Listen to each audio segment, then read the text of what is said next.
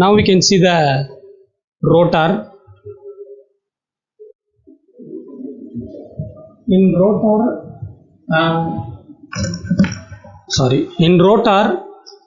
there is a core. There is a laminated cylinder steel having slots. In that, aluminum conductors, okay, or die cast or copper conductors wound in the parallel to the shaft. Okay, so in squirrel cage, actually we already saw that there is two type. In squirrel cage rotor, aluminum conductor and then the rotor core. No need of the insulation. The reason is the aluminum conductor is a less resistance, so automatically the current will choose the path of the minimum resistance. Okay, so that there is no need of the any insulation. Okay, so the current will flow through the rotor conductor, not through the core. Here the rotor slots, if you see the slots, this is not parallel to the rotor shaft. You just observe the shaft, okay, and then see the slots, rotor slots. This is a little bit skewed. It is not straight, right? It is skewed. Okay, there are a few reasons for keeping like this skewed. Okay, three reasons are there. One is to reduce the magnetic noise during the motor operation, and then to produce a more uniform torque. And then main thing is if it is parallel to the shaft, what will happen? The stator magnetic field and then this one will lock the rotor. Okay, that term we can call as cogging or magnetic locking. Okay, if we keep like parallel one, okay, there is a possibility of magnetic locking. Then the motor will not rotate, so that we are making the rotor slot, it is little skewed, okay, at a certain angle with the shaft. So these are the three reasons. And then now we see the slip ring induction motor. Here three slip rings are there. Okay, actually I already explained that in squirrel cage induction motor, the winding will be aluminum conductor, and then if you remove the core, it is look like a squirrel cage. So that's why it is calling the squirrel cage induction motor. When we see the principle, we will see very clearly. Okay, right. In slip ring induction motor, this is a winding will be there. This is the rotor slots is there, and then three slip ring is there. Okay, this winding is connected in star, and then it is connected to the slip ring. Okay, and then the ventilated holes are there. In that also, squirrel cage also the ventilated holes will be there. That is for air flow. If it is air flow is there, automatically the air flow will be there, so heat will be reduced. We can set the ventilated holes. Okay, three slip rings are there. These are the parts. This is the connection diagram. Here the three winding, it is connected in star. This is the shaft, and then three slip rings. 1, 2, 3. Three slip rings RYB. Three winding. One end is connected to the slip ring. Remaining end is connected with the external resistance, and it is short circuited. Okay, external rheostat connected with the external rheostat. So this is the winding in slip ring induction motor. Here the slip rings is insulated from the rotor shaft. Slip ring is not connect with the shaft. This is insulated from the slip rings are insulated from the shaft, and then from here the slip ring, the brush is connected to the external force, external resistance. Now we will see the working principle of three-phase induction motor. The working principle of three-phase induction motor is mainly based upon induction principle. We will see point by point what is happening in stator, what is happening in rotor, how the rotor is able to start to rotate. Okay, these things and all we will see step by step. The stator winding of three-phase induction motor is connected to three-phase balanced supply.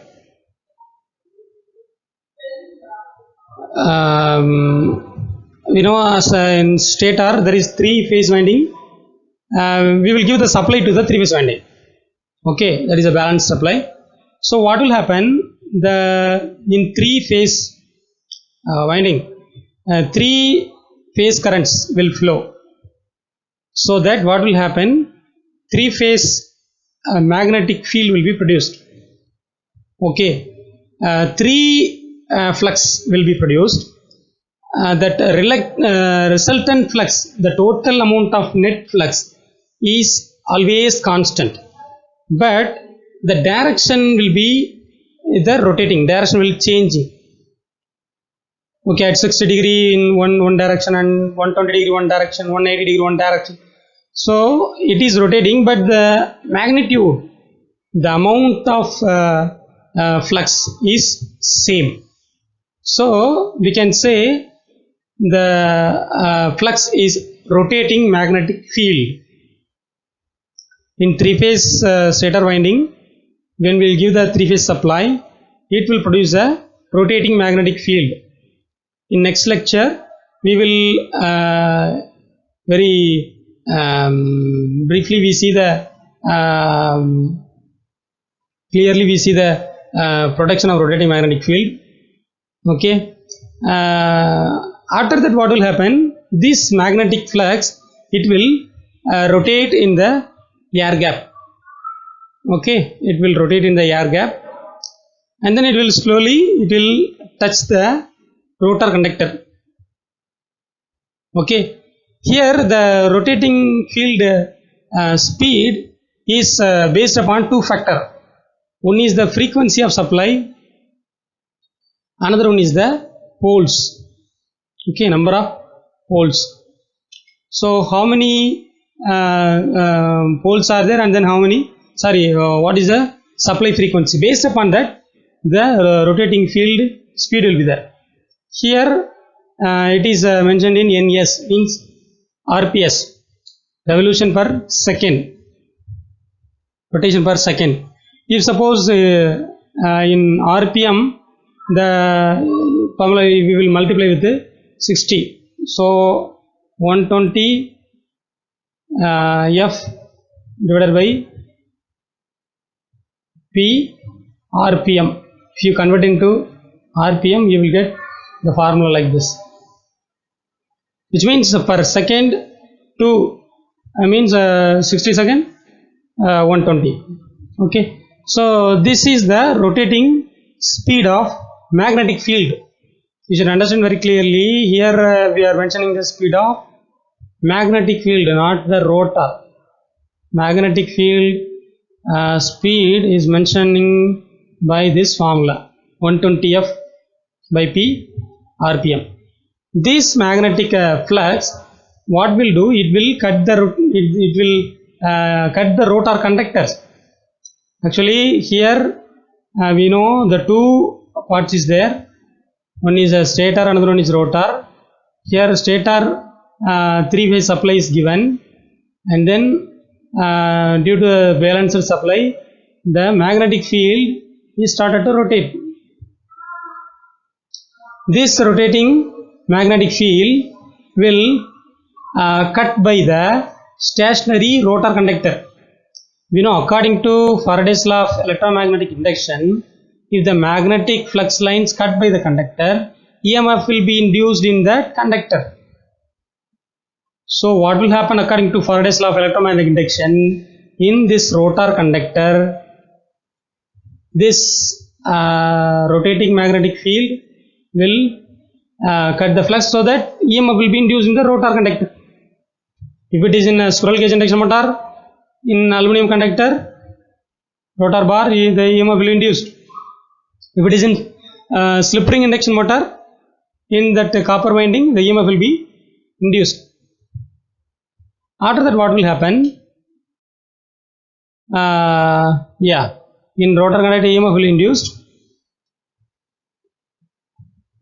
After that, in that rotor conductor, because it is short circuited, the current will start to flow. Because of the short circuit, okay, the current will start to flow. In both rotor, it may be in squirrel cage or slip ring, the rotor circuit is short circuited. So what happened? Because of the rotor conductor current to flow, in rotor also there is one magnetic field will be produced. So already in stator one magnetic field is there, that is rotating magnetic field. It is already rotating. That speed is 120 f divided by p rpm. In rotor also, due to the EMF and the rotor current, the magnetic field will be produced. Now these two fluxes, stator magnetic flux and then rotor flux, it will produce the torque because of the interaction of these two fluxes.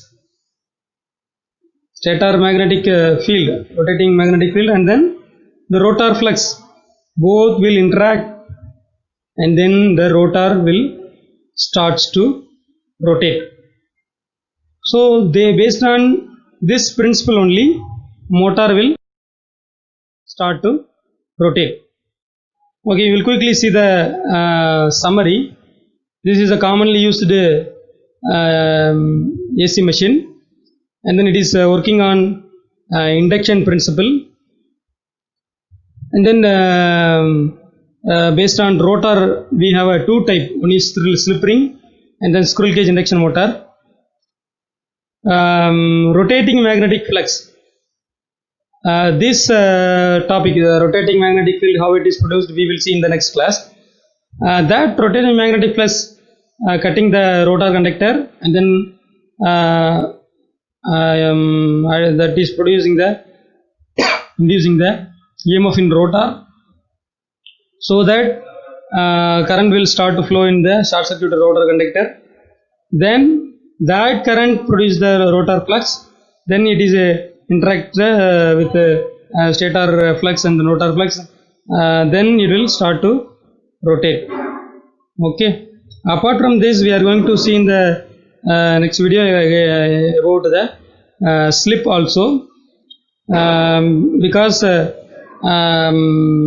for rotating the induction motor, there should be the relative speed. Actually, here two things is rotating, rotor also rotating and then magnetic field also rotating.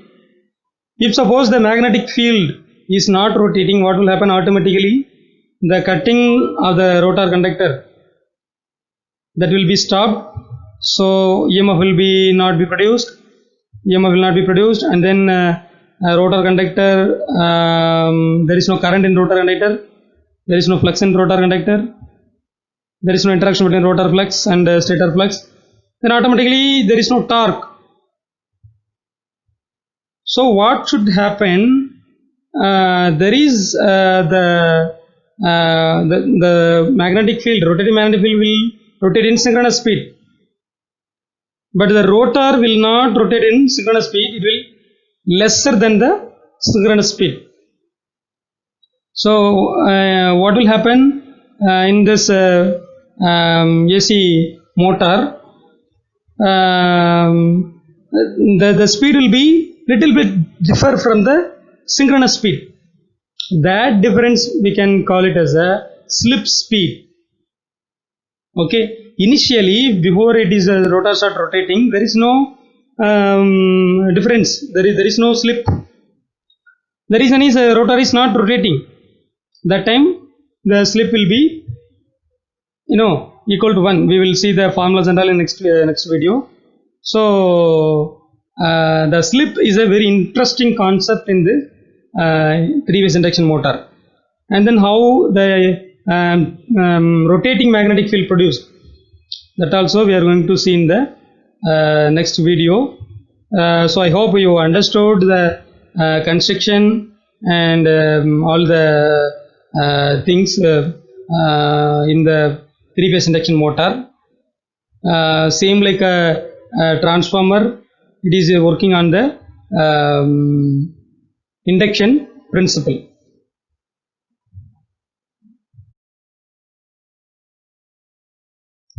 These are the reference books. S.K. Bhattacharya, Electrical Machines, TTI, Chandigarh, and then Electrical Technology Volume 2, B.L. Teraja, then Electrical Machinery, BAPS, Bimbra, Kanna Publishers.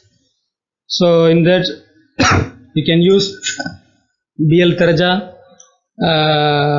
It will be simple and good. And then S.K. Bhattacharya also you can refer.